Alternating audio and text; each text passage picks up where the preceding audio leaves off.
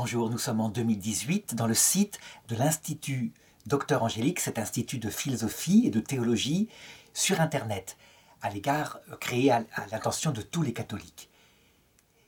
J'en suis rendu aux commentaires des 12 premiers chapitres de la Genèse, et en particulier ici du chapitre 11 avec l'histoire de la fameuse Tour de Babel. Je rappelle qu'il s'agit d'un commentaire catholique, ça veut dire qu'il se sert de la méthode qu'avait canonisé l'Église à travers saint Thomas d'Aquin, où tout ce qu'apporte l'archéologie est utilisé par la raison, mais aussi ce qu'apporte la foi, la révélation. Et donc à chaque fois, j'essaierai de donner d'abord les repères de l'histoire, ce qu'on a trouvé sur cette fameuse tour de Babel, mais aussi le sens que donne à ce texte l'auteur principal, celui qui a inspiré toute l'écriture, à savoir Dieu lui-même par son Esprit Saint. Et je voulais remercier encore ceux qui ont participé de manière extraordinaire sur le site Tipeee et qui ont pu donner à cet institut de quoi pouvoir se prolonger comme cela. J'ai mis les références du Tipeee et du compte de l'Institut Docteur Angélique sous cette vidéo. Alors j'en suis rendu au chapitre 10 de la Genèse qui commence comme ça par un long rappel des généalogies qui suivent Adam et Ève. Voici la descendance, dit le chapitre 10 au verset 1, la descendance des fils de Noé, Sem, Cham et Japheth, auxquels des fils naquirent après le déluge. Alors je ne vais pas lire la série des noms, puisqu'il serait inconnu, juste un verset pour qu'on voit à peu près à quoi ça ressemble. Fils de Japheth, Gomer, Magog, les Mèdes, Yavan, Tabal, Moshek, Tiras. Alors simplement une petite remarque, qui d'ailleurs fera partie de tout cela. Yavan, c'est la Grèce.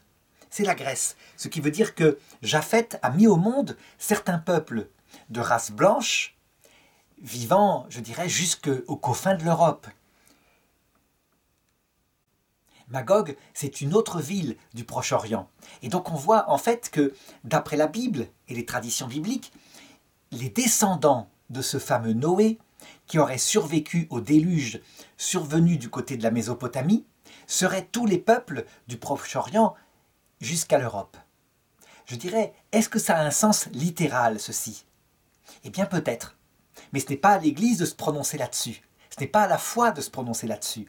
Ce sera aux analyses génétiques de voir si, effectivement, tous les peuples de cette région ont un descendant commun, plutôt un ascendant commun. Ça serait intéressant. Et c'est en comparant l'ADN de peuples et de gens qui sont restés de manière stable, quelquefois plusieurs milliers d'années sur leur territoire, qu'on pourra conclure. Cette histoire-là, d'un point de vue, je dirais, scientifique, est peut-être très réelle. Ça veut dire que la mémoire des peuples qui se sont transmis des générations, des généalogies de génération en génération, c'est une chose réelle qu'on constate. Quant à dire que l'humanité entière, sans exception, jusqu'en Australie, descendent de Noé, ça c'est autre chose. Et j'ai bien montré qu'on ne peut pas le dire. Que la science, elle, puisque la foi ne se prononce pas, montre que le déluge a eu lieu effectivement en Mésopotamie, mais que c'est un déluge qui a détruit une région entière du secteur, mais certainement pas qu'a recouvert les montagnes de la terre entière pour détruire toute l'humanité. Le verset 5 dit « À partir d'eux, donc de ces descendants de Noé, se fit la dispersion dans les îles des nations, tels furent les fils de Japheth d'après leur pays, et chacun selon sa langue, selon leur clan et d'après leur nation, etc. » Et ils sont cités. La question que je voudrais poser au sens littéral, c'est qu'est-ce que dit la science sur la dispersion de l'humanité sur Terre? Eh bien, elle a un récit un petit peu différent, d'après ce qu'elle a pu constituer maintenant, de ce que dit le texte de la Genèse. Le texte de la Genèse, je l'ai dit, fait commencer l'humanité dès le néolithique, puisque les fils d'Adam sont agriculteurs et éleveurs, alors que la science manifeste que s'il y a un premier homme et une première femme spirituelle, ça, elle ne peut pas le dire, mais elle voit apparaître vers 50 000 avant Jésus-Christ la spiritualité. C'est très net, avec des tombes clairement, sans ambiguïté possible. Pas comme quand on affirme que les Néandertaliens, il y a 100 000 ans, enterraient leurs morts parce qu'on trouve un vague trou, etc. Non, clairement organisé pour la survie. Et donc, je dirais, ça se passe au Paléolithique, que la Bible omet de raconter. Ce qui montre que, qu'est-ce qu'il faut suivre? La Bible, qui parle de néolithique au début, ou la science? Dans ce domaine-là, qui ne concerne pas la doctrine du salut, il faut suivre la science, selon la méthode que j'ai indiquée. Parce que l'Église ne se prononcera pas, ça n'a pas d'importance. Dieu nous laisse notre intelligence pour nous prononcer. Et les hommes qui ont écrit ce texte, qui date du néolithique ou de l'âge du bronze, eh bien, ont écrit avec leurs souvenirs à eux. Et Dieu s'en est servi pour faire passer un message qui, lui, concernait la doctrine du salut. Donc, qu'est-ce que dit la science sur la dispersion de l'humanité? Eh bien, elle s'est sans doute faite de la façon suivante. Ce sont des petits groupes de chasseurs-cueilleurs, sans doute issus d'Afrique, qui, poursuivant les animaux, se sont peu à peu répandus par groupes sur la terre entière, étant donné qu'il faut suivre les troupeaux, il faut suivre le gibier. Et donc, il faut forcément se disperser puisqu'on ne cultive rien. Il ne peut pas y avoir une pression de chasse trop forte dans des régions. Sinon, les animaux disparaissent. Et donc, peu à peu, ces peuples sont entrés en Europe, sont allés en Asie. Et on peut suivre cette migration d'après l'ADN. Par exemple, on voit bien que l'ADN le plus diversifié, qui a le plus, je dirais, de messages génétiques qui permettent de protéger des plus dangereuses maladies, il est en Afrique. Ce qui veut dire qu'un petit groupe humain est ensuite passé en Europe, où l'ADN est moins diversifié, mais très solide tout de même. Puis un groupe plus petit est passé en Asie, pour peupler la Chine, etc., où l'ADN est un petit peu moins diversifié. Et surtout, ce qui est intéressant, c'est qu'un tout petit groupe humain, ou peut-être plusieurs, sont passés en Amérique, où ils ont peuplé et donné des populations de millions d'habitants en Amérique du Sud, qui ont conquis la forêt amazonienne, qui ont construit des cités magnifiques au néolithique, enfin selon le néolithique de leur âge. Quand les hommes occidentaux sont arrivés en Amérique, donc à l'époque de 1492 avec Christophe Colomb, on a apporté des maladies dont leur ADN appauvri, parce qu'ils étaient trop peu nombreux à avoir immigré là-bas, n'a pas su se défendre. Si bien que ces peuples entiers ont disparu, corps et âme, dans ces maladies. Et on trouve partout en Mésopotamie, dans la forêt. La forêt était peuplée de villes gigantesques, avec des temples, avec des pyramides, dont il ne reste rien de la population. Ça veut dire que c'était un empire en Amérique du Sud, peut-être de 20 ou 30 millions d'habitants. Et tout a disparu, non pas comme on le dit par le massacre des conquistadors, qui ont fait très peu de morts finalement, mais par les maladies qui ensuite les ont accompagnés, qui ont fait qu'ils ont pu s'emparer, comme par exemple Francisco Pizarro avec 200 militaires, en s'appuyant sur évidemment les luttes d'influence des peuples de l'Empire Inca, ils ont pu s'emparer de cet empire immense. L'autre question qui peut se poser, c'est l'apparition des races humaines. Les races, c'est quelque chose qui actuellement est contesté en Occident, il n'y aurait pas de race, parce qu'on se souvient de ce qu'a fait Hitler à propos des races. En réalité, une race, ce n'est pas une différence d'espèce. C'est donc la même espèce, mais c'est une différence esthétique extérieure stable qui se transmet de groupe en groupe, de génération en génération. Et manifestement, même si donc, là où les races, je dirais, s'approchent, il y a des types très différents. Là où, par exemple, au cœur de l'Afrique, il n'y a rien à faire. On voit bien qu'il y a des types humains très stables, avec une peau très noire. Comment ces races ont-elles pu apparaître? Tout simplement, je dirais, par la sélection naturelle due à l'ensoleillement. En Afrique, où il y a beaucoup de soleil, eh bien, la peau produit plus de mélanine pour se protéger, en particulier des rayons ultraviolets. Par contre, je dirais, là où ces peuples émigrent, où il y a moins de soleil, comme par exemple en Europe du Nord, eh bien, on meurt si on a une peau trop noire, parce qu'on ne produit pas assez de vitamine D. Et donc, en conséquence, le métabolisme marche mal. Les enfants sont plus fragiles, ils meurent, et ceux qui ont la peau plus claire survivent davantage. Et c'est comme ça que peu à peu, des types humains apparaissent.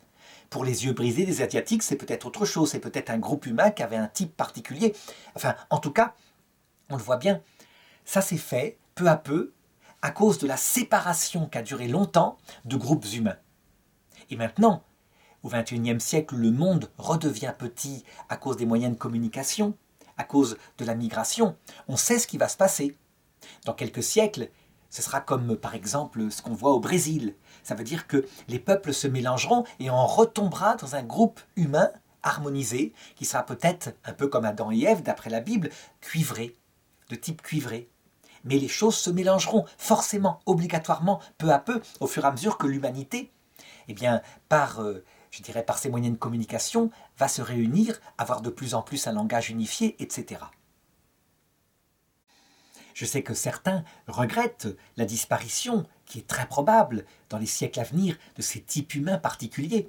Mais en réalité, je dirais, quelquefois, il s'avère que le mélange génétique, au niveau biologique, eh bien, fait qu'il y a davantage de solidité physique, etc. Et ça ne dit rien, par contre, par rapport aux cultures et aux mentalités, et ça, c'est un autre problème. Mais voilà ce qu'on pourrait dire.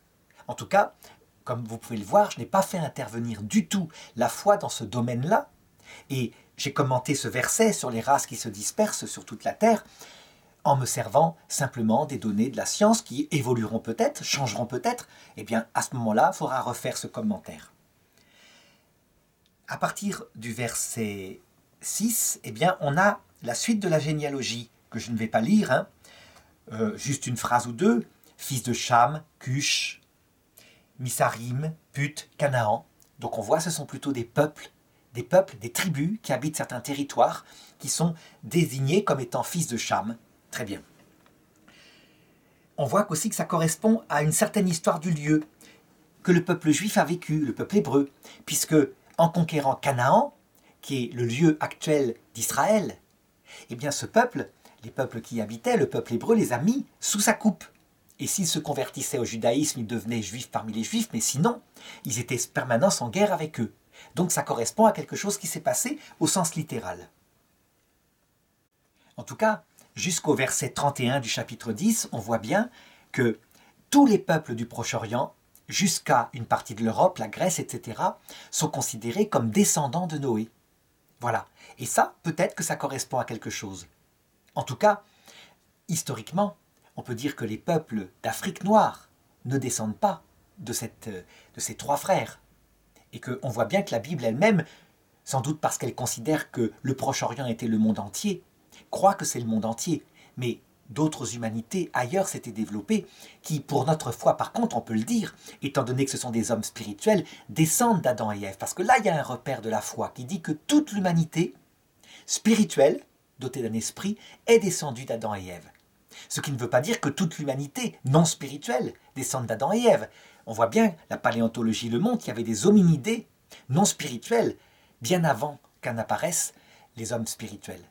Ce sont les Homo erectus, Homo habilis, peut-être même Homo neanderthalis, dont on conteste, certains contestent la spiritualité, en tout cas en Europe avant l'arrivée de l'homme moderne, qui apparemment s'est peut-être mélangé avec eux au niveau génétique. Et j'en arrive au verset 32 avec l'histoire de la tour de Babel. Tels furent les clans des descendants de Noé, selon leur lignée et d'après leur nation. Ce fut à partir d'eux que les peuples se dispersèrent sur la terre après le déluge. Tout le monde se servait d'une même langue et des mêmes mots. Comme les hommes se déplaçaient à l'Orient, ils trouvèrent une vallée du nom de Shinéar et s'y établirent. La question qui se pose ici, c'est est-ce que les langues elles-mêmes descendent d'un même langage à la base? Je dirais qu'il y a une étude à faire aussi. En philologie, c'est la matière exacte qui étudie ça, pour voir si des langues descendent effectivement d'une langue primaire. On a fait des comparaisons de mots et on voit bien que, par exemple, le français est une langue qui descend d'un peuple vivant en Inde. On parle de langue indo-européenne, avec manifestement des mots qui se rejoignent. L'eau, ça se ressemble au water, etc. Wasser en allemand. Tout ça, il y a quelque chose de commun. On peut par là, en étudiant les langages, certainement rejoindre la migration des peuples dans le monde entier. Alors il y a des langues par contre dont on ne trouve pas du tout l'origine, comme par exemple le basque. On ne sait pas d'où ça vient. Donc c'est plus compliqué. Mais il n'empêche que, à l'avenir, avec ces études-là, sur l'archéologie des langues, on pourra voir et confirmer ce qu'on pourra peut-être découvrir d'un point de vue génétique. Par contre, la diversification des langues, comment est-ce que se fait? C'est très simple. Elle se fait au paléolithique en fait.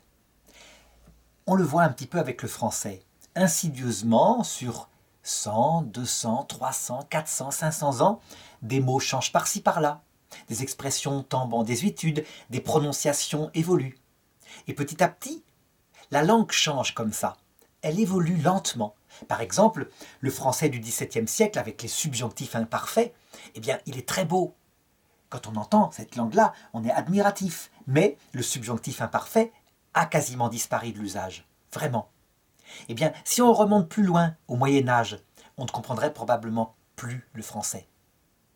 Et ensuite, on arriverait au latin dégradé, et puis au latin, le latin pur, lorsque l'Empire romain a conquis la Gaule, etc. Donc on voit que sur 1000 ans, la langue peut évoluer tellement qu'à la fin, on ne la comprend plus. Ce n'est pas le cas du copte, où là, il y avait une stabilité des peuples beaucoup plus vaste, beaucoup plus durable. Cette civilisation, elle a duré 3000 ans. Ensuite, le copte a été parlé par les chrétiens, et donc à partir du copte moderne du XIXe siècle, quelqu'un comme Champollion a pu redéchiffrer les hiéroglyphes égyptiens. Donc il y avait une certaine stabilité, mais de toute façon, tout de même, ça évolue. Donc on le voit, les langues évoluent par un phénomène naturel qui est bien connu.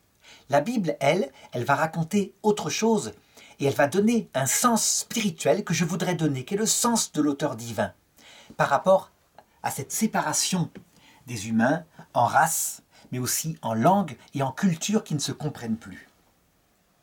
Donc, à l'époque, ils parlaient une seule langue. Comme les hommes se déplaçaient à l'Orient, ils trouvèrent une vallée, au pays de Shinéar, et s'y établirent. Ils se dirent l'un à l'autre, « Allons, faisons des briques et cuisons-les au feu. » Les briques leur servirent de pierre, et le bitume leur servit de mortier. Ils dirent, « Allons, bâtissons-nous une ville et une tour dont le sommet pénètre les cieux. Faisons-nous un nom et ne soyons pas dispersés sur toute la terre. » C'est la fameuse histoire de la tour de Babel. Alors, est-ce que la tour de Babel a existé au sens littéral? Eh bien, les archéologues, en regardant les restes des villes du côté de la Mésopotamie, ne sont pas loin de penser que oui. On trouve dans plusieurs endroits les bases très larges de bâtiments géants en briques cuites, effectivement. Il faut savoir que d'un point de vue d'un point de vue architectural, la brique est un matériau qui résiste beaucoup. On peut lui entasser dessus des tonnes et des tonnes et des milliers de tonnes. Mais par contre, au point de vue cisaillement, c'est-à-dire quand on pousse avec du vent, ça se défait facilement, ça craque facilement, ça casse facilement. Donc si on met une base très large, on peut monter très haut, mais je dirais il ne faut pas être très fin. Il ne faut pas que le bâtiment soit très fin. Et donc, certains ont pu reconstituer ces fameuses ziggourats qu'on trouve dans les villes de Mésopotamie ancienne et qui ont manifestement existé. Voici un petit peu une image de ce que ça a pu donner.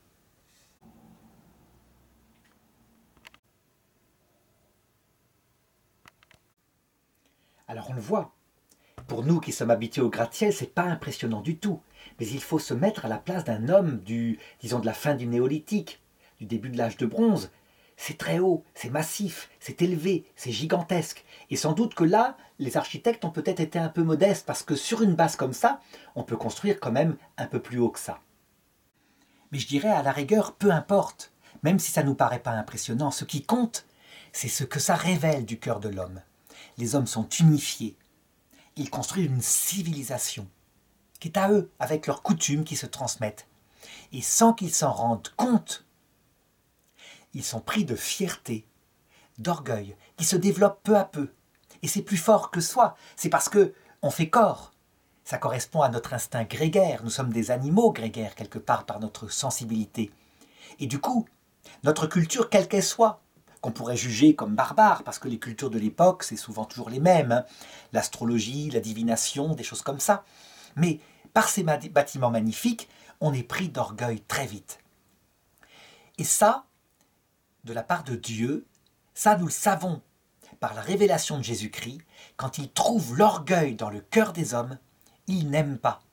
Il n'aime pas non pas parce qu'il ne voudrait pas que les hommes soient fiers, mais parce qu'il sait très bien que des hommes fiers, orgueilleux, risquent, lors du jugement dernier, de se tourner vers l'ange qui est fier, orgueilleux, qui se passe de l'amour, qui se passe de l'humilité, qui s'exalte debout face à Dieu en disant « Je suis intelligent, j'ai donc le droit à la vision béatifique » et qui refuse les conditions de cette vision béatifique qui sont absolument nécessaires qu'a révélé Jésus, à savoir personne Personne ne peut voir le Père infini, qui est en même temps l'être le plus humble qui soit, sans mourir à soi-même. On ne peut pas supporter.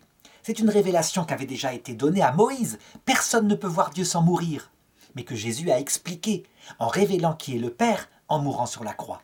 Donc, ça vient de l'essence même de la Trinité. On ne peut pas voir Dieu avec de l'orgueil. Résultat, à l'époque au sens littéral, ce qui va se passer là, la division du monde, on n'en connaît pas les raisons. On peut dire, en fait, un petit peu avec les religions païennes, que les dieux regardent le vacarme qui se passe sur terre, avec ces hommes qui sont agités comme tout, ne supportent pas le bruit, et donc les divisent. Et on voit que ce texte-là, d'ailleurs, a un petit peu cette connotation-là de paganisme, sans doute parce que les prêtres hébreux qui ont pris ces textes-là, qui les ont transformés en textes de la Bible, les ont pris dans la civilisation babylonienne. Véritablement, on l'a vu pour les déluges, c'est un texte de l'épopée de Gilgamesh. Donc ils ont transformé le texte pour faire penser à ce que Dieu pensait. Mais pour savoir véritablement ce que Dieu pensait, il faut que Dieu le révèle lui-même. En fait, ce qu'il va faire là, ce n'est pas pour détruire l'homme, mais c'est pour le sauver de cet orgueil. Donc qu'est-ce qui se passe après ? Bien, Dieu voit que les hommes veulent faire une tour qui puisse pénétrer le ciel. Au sens littéral, c'était pénétrer le ciel physique, c'est-à-dire s'élever très haut pour regarder au loin. Mais au sens divin, c'est pénétrer le ciel, ça veut dire se trouver comme Dieu, être un être capable de choisir soi-même ce qui est le bien et le mal, se passer des commandements de Dieu qu'il a inscrits dans la nature et aussi par sa révélation. Et c'est pourquoi le texte commente au verset 5, chapitre 11, « Or Yahvé descendit pour voir la ville et la tour que les hommes avaient bâtie. Et Yahvé dit, voici que tous font un seul peuple et parlent une seule langue, et tel est le début de leur entreprise. Maintenant, aucun dessein ne sera irréalisable pour eux. Allons, descendons, et là confondons leur langage pour qu'ils ne s'entendent plus les uns les autres. » Je l'ai dit, allons, descendons. On a presque l'impression, au sens littéral, que c'est un texte païen avec de multiples dieux qui descendent sur terre. Pour nous chrétiens, c'est Dieu unique dans sa Trinité, mais c'est aussi Dieu avec ses anges. Parce que Dieu, qui fonctionne par le principe de subsidiarité, ça veut dire qu'il délègue à ses amis, les anges, tout ce qu'ils peuvent faire eux-mêmes, eh bien envoie en fait ses anges sur terre. C'est comme ça qu'il agit, lui, qui pourrait tout faire de ses propres mains. Ce qu'on constate par contre, du point de vue d'un habitant de la terre, qui lirait ce récit, c'est qu'on a l'impression que Dieu se fait ennemi de la réussite de l'homme sur terre. Il se fait son ennemi, véritablement, il regarde avec un œil suspicieux. Et il décide de diviser les hommes pour que leurs projets n'aboutissent pas. Parce que leurs projets, eh bien, ils vont aboutir à des choses grandioses. On peut dire là, d'ailleurs, que ce qu'on appelle Lucifer, cet ange révolté, quand il dit à Adam et Ève, en fait, vous n'avez le droit de manger d'aucun arbre, c'est parce que Dieu sait que si vous en mangez, vos yeux s'ouvriront. Eh bien, on a l'impression, en lisant ce texte-là, que c'est un peu vrai. Au sens littéral, à savoir que Dieu trouve que l'humanité est un peu en rivalité avec lui, et donc il se fait ennemi de l'humanité. Eh bien, en fait, les lucifériens, ceux qui prennent la pensée de Lucifer, disent que c'est ça l'explication du monde. Dieu estime que si l'homme devient puissant, sa puissance à lui sera diminuée. Quelle est maintenant l'explication de Jésus-Christ ? Je l'ai dit, c'est pas du tout celle-là, et il le prouve dans son sang, parce que l'argument de Lucifer est très fort. Effectivement, quand il nous arrive le malheur, on se dit, mais qu'est-ce que j'ai fait à Dieu ? Il veut forcément me dominer. Et si le malheur est trop fort, eh bien, à la rigueur, on se transforme en esclave de ce Dieu terrible qui peut nous envoyer tellement de malheur. Pour éliminer cette interprétation qui est blasphématoire, en fait, parce qu'elle ne correspond pas au cœur de Dieu. Mais Dieu est bien obligé de l'admettre. Les hommes pensent comme ça parce qu'ils n'ont pas d'explication. Dieu trouve la chose suivante, il se fait homme, et pour révéler la vraie raison de tout cela, il meurt sur la croix. Si bien qu'après être mort sur la croix, quand on sait que c'est Dieu qui est mort, eh bien, on ne peut plus imaginer qu'il fait ça, qu'il nous envoie et permet des malheurs pour nous écraser. On s'imagine évidemment que s'il a mis un tel amour et montré une telle humilité, c'est pour une autre raison. On sait maintenant, grâce à la passion de Jésus-Christ, et il aurait eu beau discourir, s'il n'était pas mort sur la croix, on n'y croirait pas. Mais là, on sait que ça ne peut être que pour nous sauver de quelque chose de terrible qui s'appelle l'orgueil. Mais évidemment, ceux qui veulent rester dans leur orgueil détestent ce Dieu en disant « Il m'empêche d'être moi-même ».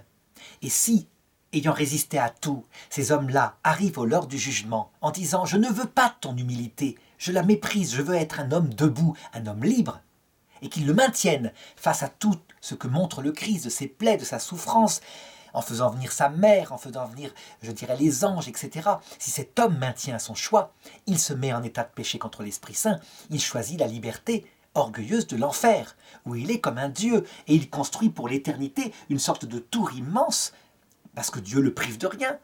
Il lui donne, s'il le veut, une galaxie, pourquoi pas, puisqu'il en a des milliards. Mais cet homme-là a le cœur vide, parce qu'il est fait pour Dieu, et donc il construit un monde vain. Et Dieu respecte. Ça s'appelle l'enfer éternel. Pourquoi éternel? Parce que, ayant résisté à tout, les hommes qui sont en enfer ne se convertissent jamais. Ils tiennent bon, c'est tout. Voilà, c'est le péché contre l'Esprit Saint. Par contre, d'un point de vue de ceux qui aiment Dieu, eh bien, il y a, à partir de ce texte de la Genèse, une clé absolue, qui permet de comprendre le comportement de Dieu à travers toute l'histoire. Véritablement, c'est quelque chose de passionnant. En effet, s'il est vrai, comme le dit Jésus, que nul ne peut voir Dieu s'il ne devient un peu comme le grain de blé qui meurt et qui ensuite, étant mort à lui-même, à son orgueil, porte beaucoup de fruits, alors on doit comprendre que la terre est un purgatoire où tout ce qui y passe, de par la volonté de Dieu, va connaître une mort à soi-même. Du moins, il va essayer. Et si ça ne marche pas en cette terre, il essaiera dans le purgatoire qui suit cette vie. C'est une clé d'explication absolument, je dirais, centrale. Je voudrais montrer à quel point ça s'applique à tout ce qui passe sur la terre. Donc pour nous, c'est évident. Nous construisons des maisons, nous nous marions, nous faisons des familles, et au moment où enfin nous sommes en sécurité, voilà que notre corps commence à nous lâcher. Et nous ne pourrons pas emporter notre maison dans l'autre monde, ni l'or que nous avons accumulé pour notre sécurité. C'est un apprentissage très très puissant de notre vraie valeur. Toutes nos carrières, ce que nous mettons tellement de temps à construire, du jour au lendemain, lorsque nous passons à la retraite, nous ne sommes plus rien. Même devant le monde, eh bien, il nous apprend les choses. Mais ce que je dis pour nous est valable pour tout, y compris pour le saint peuple de Dieu. Et ça, je voudrais d'abord le raconter en ce qui concerne la première alliance avec le petit peuple d'Israël que Dieu a choisi pour faire une sorte de parabole vivante, encore valable aujourd'hui, de ce qu'est notre âme, de ce qu'est son Église, etc. Alors voilà, Dieu donc élève Israël, lui donne beaucoup de gloire, lui donne une petite terre, mais qui est grande pour son époque, lui donne victoire sur ses ennemis. Ça se passe avec Josué, puis Saül, et enfin avec le roi David, une victoire totale, y compris sur Jérusalem, le cœur même, je dirais, de son royaume, où il commence à se construire un palais. C'est fantastique. Il réunit d'ailleurs les matériaux pour que son fils, un sage, un jeune homme qui ne pense qu'à la sagesse avant même la richesse, puisse construire le temple de Dieu, véritablement. Et c'est ce que fait Salomon, son fils. Il construit le temple de Dieu, un temple qui nous paraîtrait minable à notre époque. Il est tout petit, il ressemble à une chapelle de village, mais qui pour l'époque est grandiose, magnifique. Un temple qu'il dédie à Dieu et il y met l'arche d'alliance. Est-ce qu'il va rester fidèle? Pas du tout. Il arrive vers 40 ans, et là, comblé de richesses, comblé de femmes, comblé d'argent, il commence à se lasser de tout et à réfléchir sur son destin. Je suis sur terre, après c'est la mort. Il faut servir Dieu pour pas être trop frappé, mais tout est vanité. Ça sert à rien tout ça. Et à la fin, il est tellement aigri par ce qu'il découvre, à savoir la vanité d'une vie qui de toute façon, d'après ce qu'il croyait, puisque la révélation de la vie éternelle n'avait pas été faite encore, eh bien, il finit par prendre 1000 femmes, par vénérer ou adorer leurs idoles, par se comporter en tyran sur ses serviteurs. En fait, qu'est-ce qui s'est passé avec Salomon? Eh bien, il a construit une tour magnifique qui touche les cieux. Sa sagesse lui a fait toucher les cieux. Et du coup, il se prend pour quelqu'un. Il a développé de l'orgueil. C'est comme ça, c'est un mécanisme qui est en nous tous. Cette tête, les 7 têtes qui habitent en nous, ce qu'on appelle les 7 péchés originels, cette tête qui repousse sans arrêt, qui s'appelle l'orgueil, eh bien c'est valable pour Salomon. Si bien que, voilà ce qui se passe à un moment donné. C'est dans le premier livre des rois, chapitre 11, verset 11. Yahvé apparut à Salomon et il lui dit « Parce que tu t'es comporté ainsi et que tu n'as pas observé mon alliance et les prescriptions que je t'avais faites, je vais sûrement t'arracher le royaume et le donner à l'un de tes serviteurs. Seulement, je ne le ferai pas durant ta vie, en considération pour ton père David. C'est de la main de ton fils que je l'arracherai. Encore ne lui arracherai-je pas tout. Je lui laisserai une tribu à ton fils, en considération de mon serviteur David et de Jérusalem que j'ai choisi. » Yahvé alors suscita un adversaire à Salomon, l'énobite Hadad, de la race royale d'Édom, qui se mit à le combattre.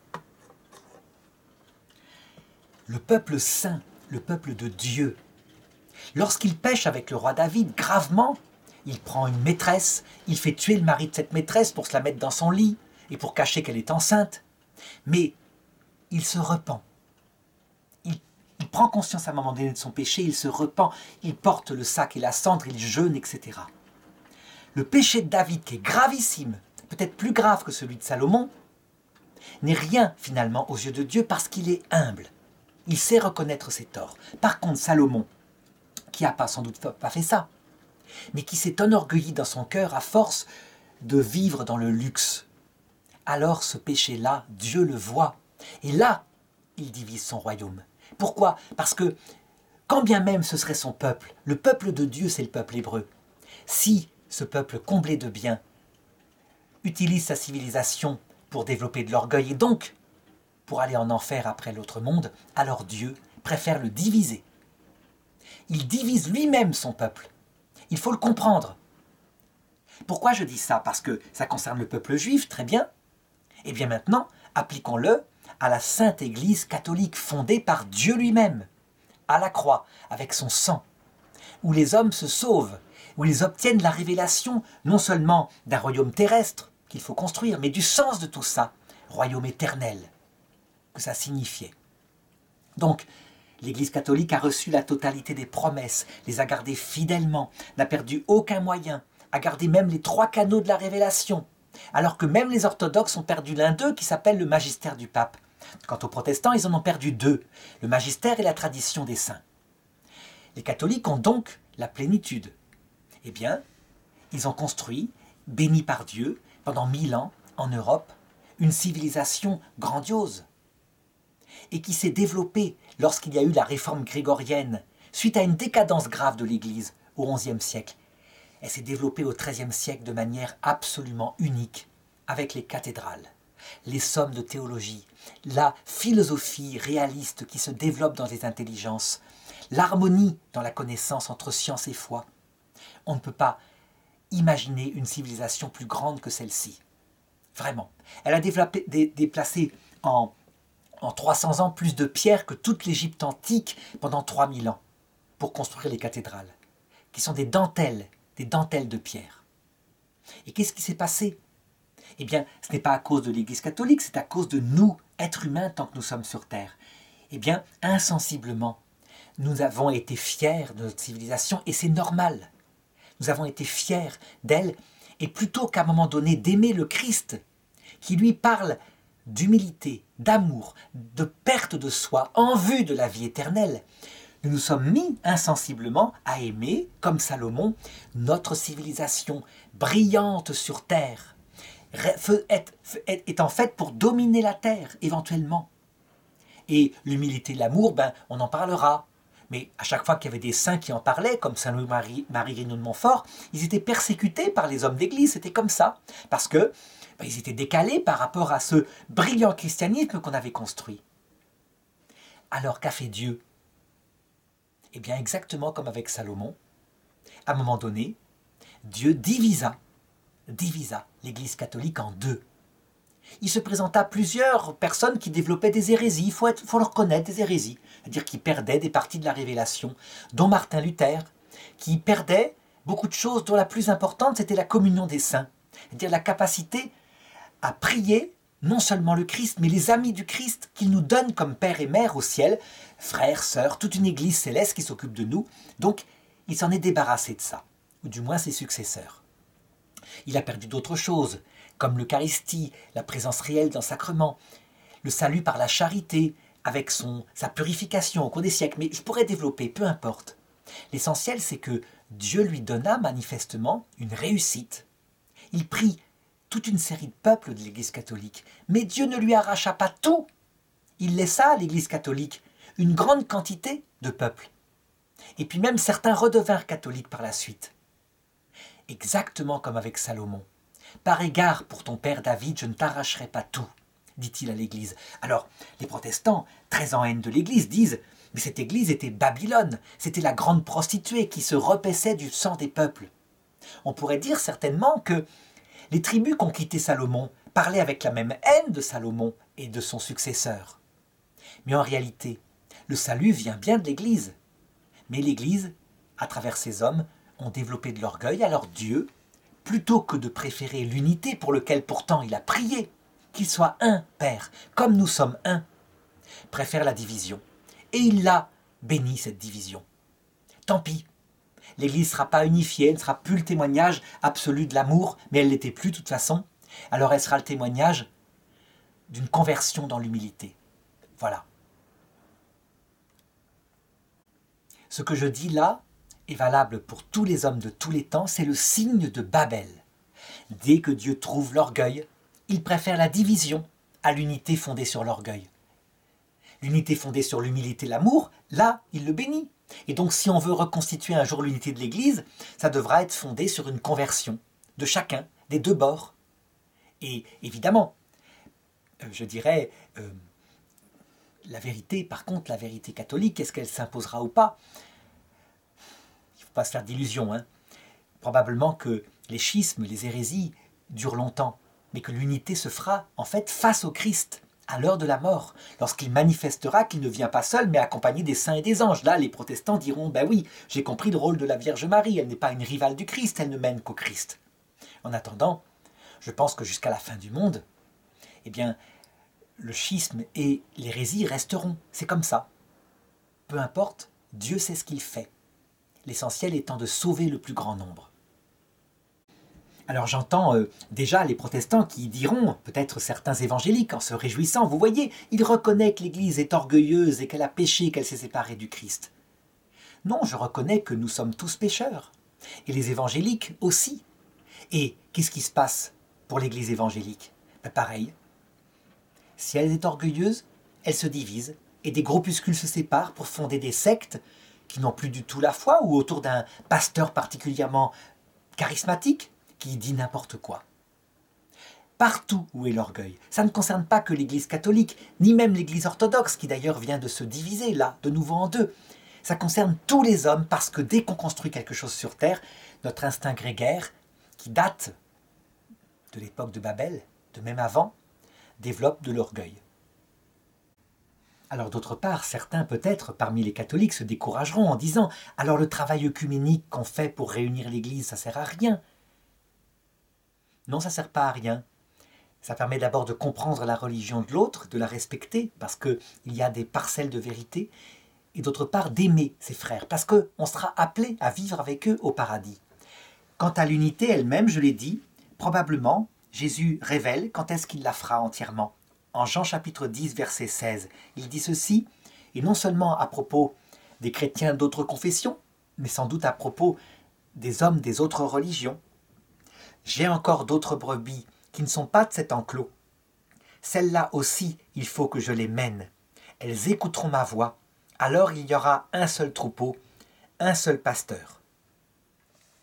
Ça se réalisera très probablement lors du retour du Christ, à l'heure de la mort d'abord, ou face au pasteur dont on voit l'âme, eh bien on est bouleversé et on devient ses disciples. Et puis à la fin du monde pour la dernière génération. Alors ensuite, le texte se prolonge à partir de chapitre 11, verset 10, par la Encore des généalogies. Voici la descendance de Sem. Quand Sem eut 100 ans, il engendra Arpakshad, 2 ans après le déluge. Après la naissance d'Arpakshad, Sem vécut 500 ans et engendra des fils et des filles, et ça continue comme ça. Donc je l'ai dit, ces généalogies, il faut les prendre, non pas de manière, je dirais, historique, mais plutôt comme des traditions orales transmises qui révèlent certainement des parts de vérité, mais pas évidemment l'origine fondamentale de l'humanité, puisque le paléolithique est oublié. Et le chapitre 11 se termine comme ça. Téra prit son fils Abram, A-B-R-A-M, son petit-fils Lot, fils de Haran, et sa bru Sarai, femme d'Abram. Il les fit sortir d'Our des Chaldéens pour aller au pays de Canaan, mais arrivés à Haran, ils s'y établirent. La durée de la vie de Téra fut de 205 ans, puis il mourut à Haran. Ça veut dire qu'en fait, on en arrive à l'histoire du fameux Abraham. Sauf que là, dans ce récit-là, c'est Téra, le père d'Abraham, qui les fait émigrer sur la fameuse terre de Canaan, qui est la terre promise, qui est donc l'actuel Israël, où Dieu promet qu'il le fera, qu'il lui donnera à lui et à sa descendance. Je ne vais pas commenter, à partir du chapitre 12 de la Genèse, l'histoire d'Abraham. Par contre, dans les vidéos suivantes, je raconterai sa vie de manière vivante, ainsi que celle d'Isaac et celle de Jacob, parce que ça mérite un récit vivant, et je préfère ça qu'un commentaire un peu comme j'ai fait ici. Voilà, donc cette série est terminée, et j'espère qu'elle aura apporté beaucoup de choses à chacun.